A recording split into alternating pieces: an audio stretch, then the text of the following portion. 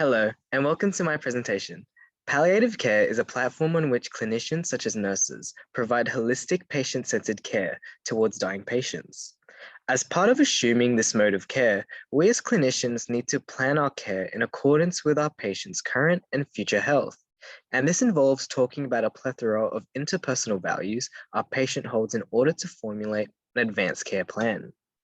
My name is Joshua Rahman, and in this presentation, I'm going to be explaining advanced care planning, and I'm going to use Picker's 8 dimensions of patient-centered care as a template to showcase why it is so important for us as palliative nurses to utilize this mode of planning. So this begs the question, what exactly is advanced care planning? Advanced care planning is a process where healthcare providers reflect with patients and their families the patient personal values, preferences, and the intentions for their future care.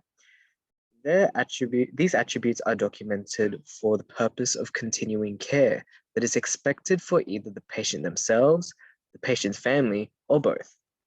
In doing so, advanced care planning results in supported patient autonomy, which advocates for an equal distribution of power between healthcare providers and families looking after their loved ones. The power of deciding what type of care and how this care is to be delivered is offered as part of the advanced care planning process, wherein care is now tailored to respect our patients and our patients' families' preferences for the care that they desire. This also includes informing what type of services are at disposal, such as emotional support through therapy and physical support, such as catering services that can provide accommodation. Therefore, advanced care planning effectively integrates care that is satisfactory for our patients and our families to ensure palliative patients live and die comfortably, which is really the foundation of what palliative care is all about. Furthermore, advanced care planning is driven by bioethical principles, and these are principles utilized by healthcare providers to inform the ethical decision-making of someone's end-of-life care. There are 4 bioethical principles: autonomy, beneficence, non-maleficence, and justice. These principles can be seen as a guide for healthcare providers in ethical clinical practice, which positively catalyzes satisfactory care for our patients and their families.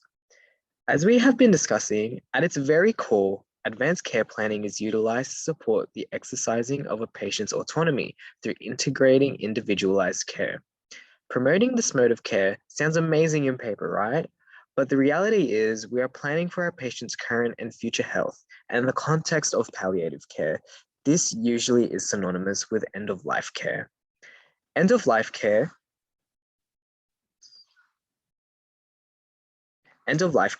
is not this binary entity where our patient can either choose to be resuscitated or not. It is a multifaceted stage in a clinician-to-patient relationship where there is now debate between the advanced care plan we have made with our patient earlier and the contemporary autonomy of the individual we are looking after. This is not to say our patient is indecisive, rather that there is and will be an ongoing concern surrounding a patient's previous preference in the advanced care planning stage versus the current preference for care, because their decision is subject to change given any circumstance.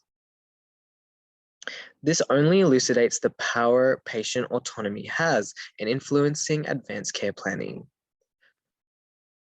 Furthermore, advanced care planning requires effective communication skills, but in order to achieve communication, nurses must first be able to display compassion and respect for the uniqueness of the patient, as these requirements lay the foundation of palliative care.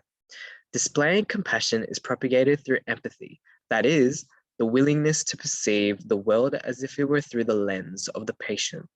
In demonstrating compassion through empathy, we offer emotional support and physical comfort at a very vulnerable stage of someone's life. But with this being said, there is a point where we have to dichotomize between a professional and personal relationship, because in perpetuating compassion through empathy, there is a strong chance of becoming emotionally invested into your care.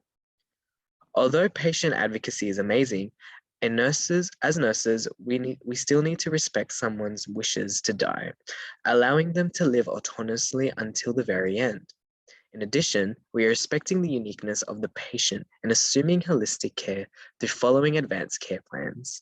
Therefore, in order to progress into making an effective advanced care plan for our patients, we are required as nurses to firstly display compassion and respect for our patients, as these form the foundations for the communication needed to assume palliative care. Thank you for listening.